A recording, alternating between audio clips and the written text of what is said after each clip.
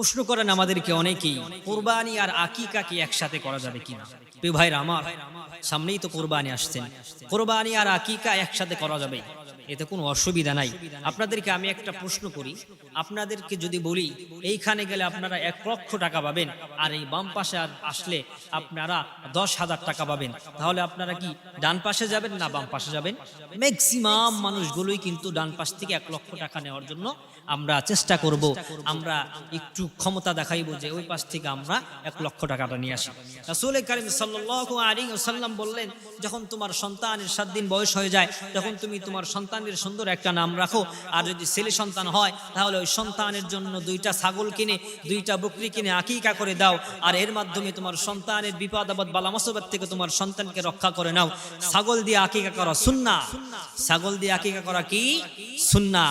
আর কুরবানির সাথে 7 ভাগে কুরবানির মধ্যে এক অংশ দিয়ে আমরা আকিকার অংশ দিব, এটা জায়েজ। এবার সুন্নাহ ভালো না জায়েজ ভালো, বিচার আপনাদের কাছে ছেড়ে দিলাম, আপনারা সুন্নাহ পালন করবেন না জায়েজটা পালন করবেন। সুবহানাল্লাহ বলেন। জায়েজ কখন? যখন আমরা সুন্নাহ পারতেছি না, আমাদের হচ্ছে না, তখন আমরা জায়েজ খুঁজবো। কথা ঠিক কিনা ভাইরা? সেজন্য আমরা আগেই জায়েজ খুঁজবো না, আগে সুন্নাহটা পালন করার চেষ্টা করবো ইনশাআল্লাহ।